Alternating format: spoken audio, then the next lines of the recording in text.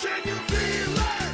Sure Rock says, can you feel it? Très intéressant. Ton, venez, relevez-vous si vous voulez bien.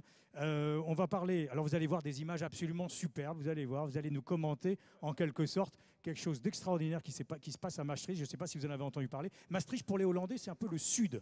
Hein. C'est très intéressant. Maastricht, c'est la ville du sud aux Pays-Bas.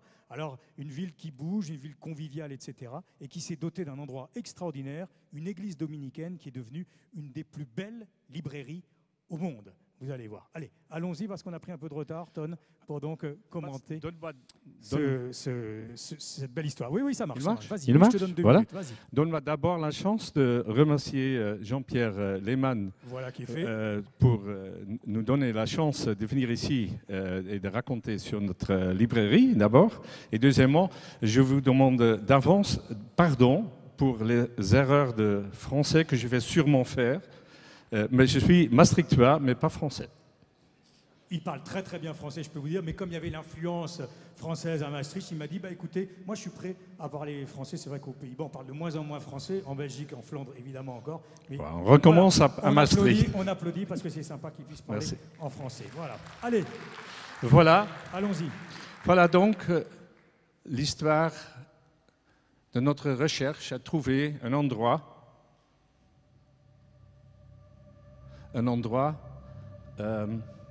qui devait être rentable et remarquable pour avoir notre librairie. Voilà, on voit le zoom qui défile et on va s'arrêter sur Maastricht. J'espère que vous connaissez votre géographie. Oh voilà, tout au sud, tout au sud des Pays-Bas. Alors on rentre tout doucement vers le XIIIe siècle.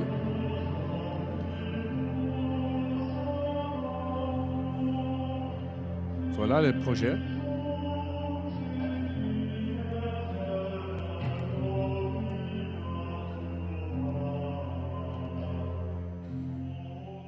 Voilà donc le point de départ, c'est 1260 quand les dominicains arrivent à Maastricht et y construisent leur monastère et leur église.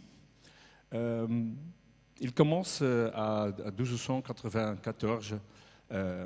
Et le premier point important de l'histoire sur notre chemin à notre librairie, c'est donc Maastricht est conquis par la France.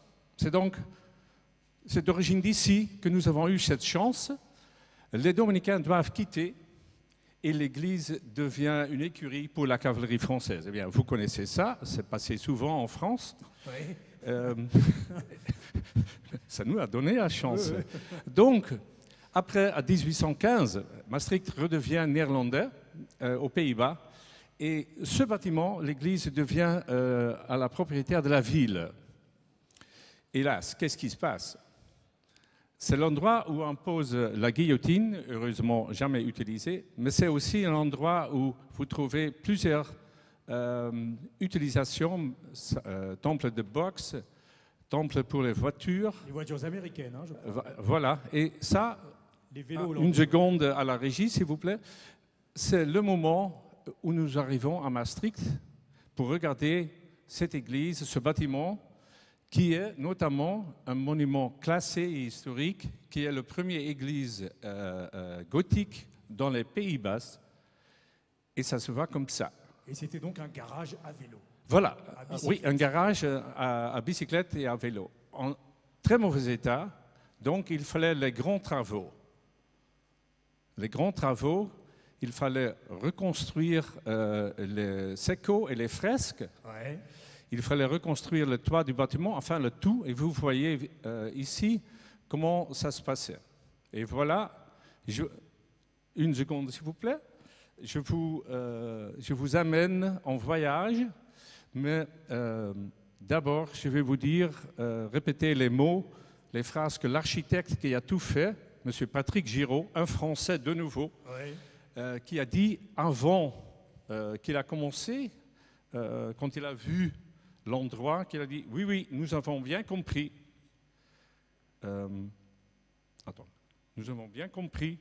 Cette église, c'est comme une enveloppe dans laquelle nous allons créer votre librairie avec respect pour le bâtiment et l'ambiance. » Voilà, et on commence. Est-ce que ça a été long à faire, Ton? Est-ce que ça... Vous m'avez dit au téléphone, quand on a un peu parlé, c'est pas compliqué, il n'y aurait pas eu une coopération, merci, une coopération avec la ville autour de ce monument national, ça aurait Oui. pris 2 fois plus de temps.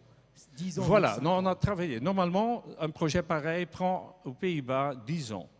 Et parce que la ville et le ministère de Culture, tout le monde a travaillé ensemble, c'était un juste exemple.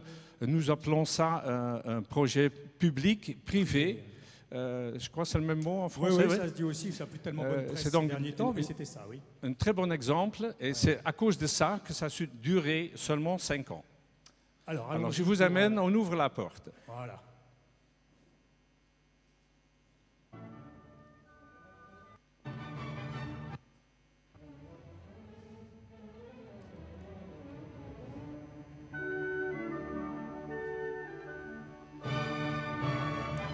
La porte.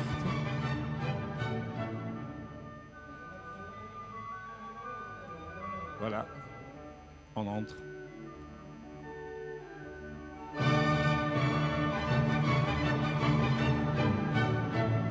Et c'est ça ce que vous voyez à l'entrée. En parlant d'une surface de 800 mètres carrés et avec les étages de 1200 mètres carrés. Vous voyez l'immense Boekenflat, as we say. Il y a beaucoup d'allure. Hein. Voilà. Et tchouf, on va au 2e étage pour voir ce qui est là. Qu'est-ce qui sera là? Des livres, évidemment. Voilà, vous êtes tout prêts. Des peintures. Je dis toujours, vous êtes déjà 8 mètres en direction du ciel.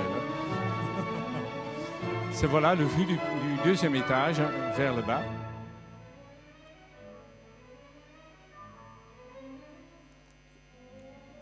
Aussi un élévateur pour monter les livres et les personnes âgées, etc. Ouais.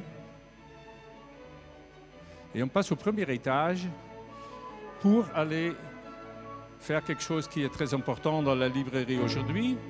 On va prendre un café, bien sûr.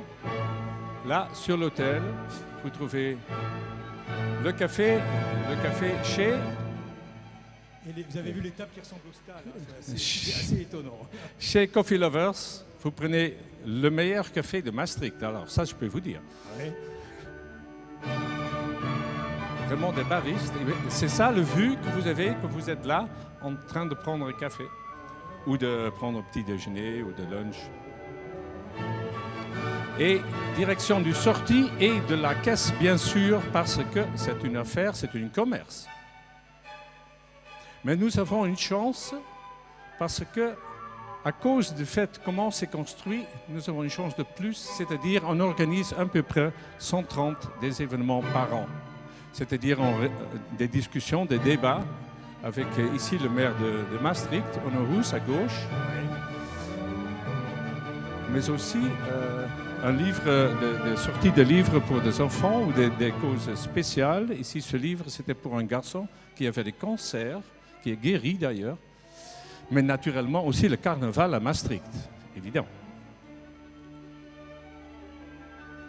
Et voilà, chaque fois, on cherche autre chose. Voilà une exposition qui est ouverte d'un artiste de Maastricht. Toujours sur l'hôtel. Hein. Toujours sur l'hôtel, bien sûr. Bien sûr. Voilà un écrivain qui vient signer ses livres et on a eu un débat d'avance. Mais même des personnes qui veulent se marier, qui viennent prendre le brunch dans l'église, c'est possible.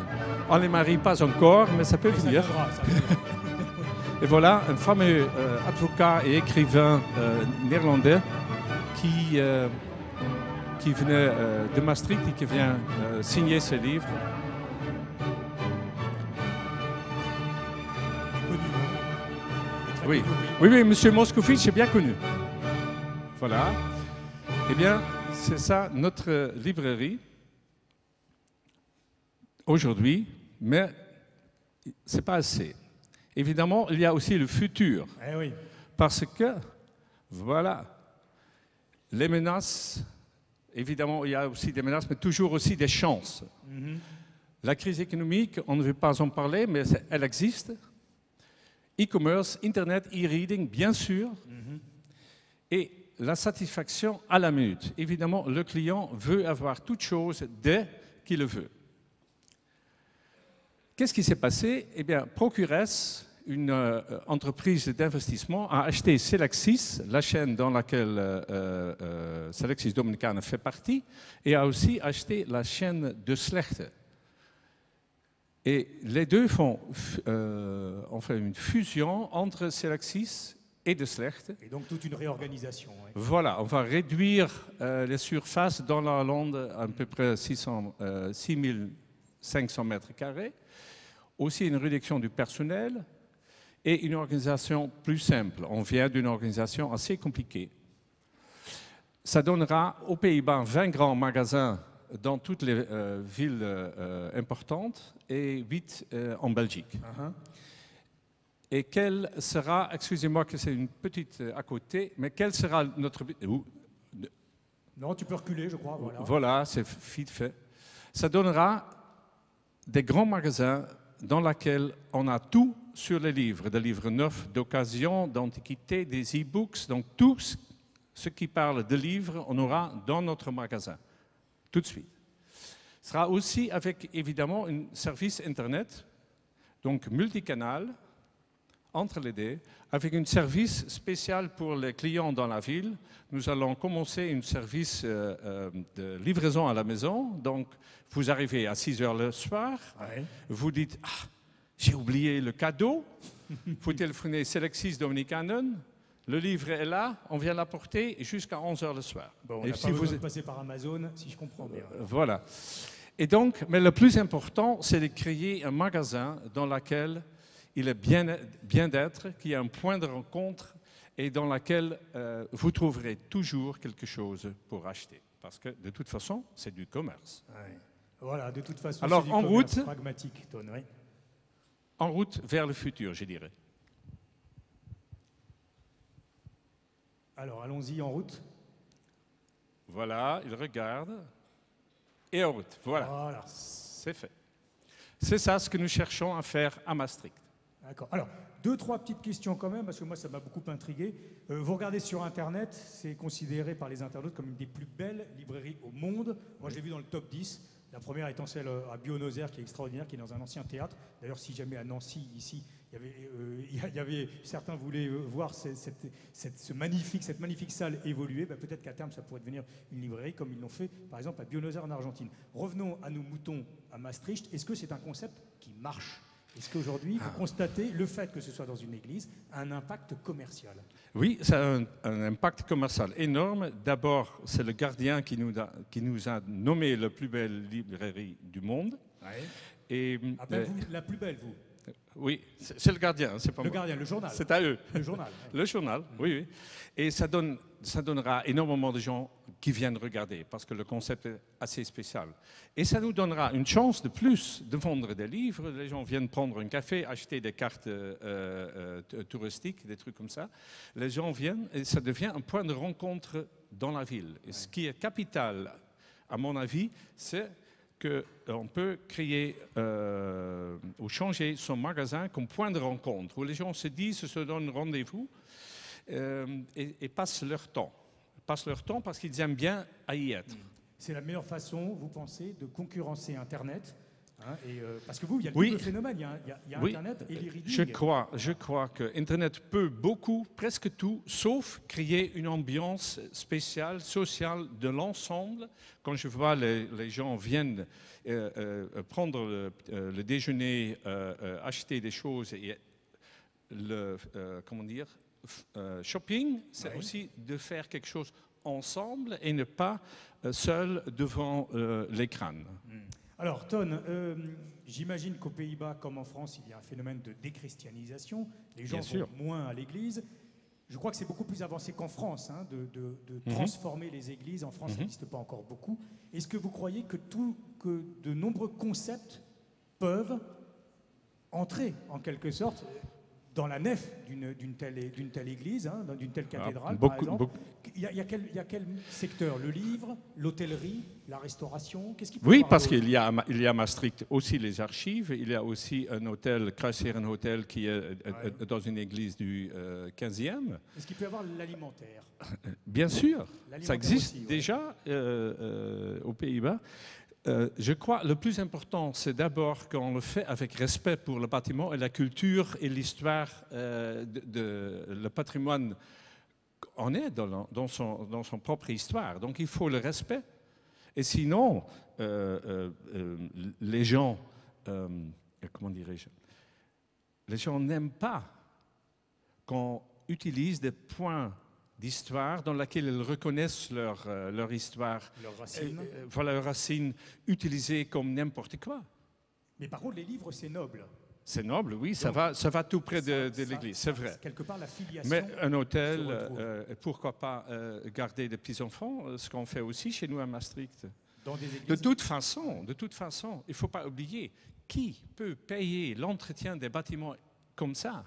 On a eu des journalistes de l'Italie et du Pologne, et je leur dis, mais attendez 30 ans, ça va venir chez vous. Il faut se poser la question, comment on va faire? Et comme ça, tout le monde peut y entrer facilement et regarder ce qui est du bien. Vous voulez dire que même en Pologne, C'est- les Attendez, églises sûrement, seront un jour, ça va venir. seront un jour désaffectées. Il ne faut pas dire ça à Lech Walesa, ça ne lui ferait pas plaisir. En tout cas, c'est un très beau concept, effectivement, qui a dû quand même coûter très très cher. Vous avez eu des subventions de la part C'est de la l'État- ville, c'est des l'État pouvoirs qui a payé la restauration de l'église, évidemment, parce que ça appartient à la ville publics. Sinon, ça et à n'aurait la pas été possible. Non, évidemment, c'est logique. Évidemment, ça n'aurait pas été possible. Merci à vous, Ton Arms, pour donc, le Selexis à Maastricht. Demain, nous serons avec Merci. le manager de centre-ville de Maastricht qui nous parlera un peu de la stratégie commerciale de la ville. C'est une ville très agréable où il fait très bon flâner aux Pays-Bas. Je le disais tout à l'heure, c'est un peu considéré comme la ville du Sud pour Oui, voilà. les Néerlandais, hein, voilà, parce que c'est une ville un peu différente. Ils se qui sentent n'est pas- toujours déjà un peu en vacances. Voilà. Et ce n'est pas une ville hollandaise, c'est le Au contraire. Brabant néerlandais, donc c'est un peu différent, c'est une autre mentalité. C'est une ville très agréable. Merci à Merci. vous, Ton Arms, d'avoir été notre compagnie.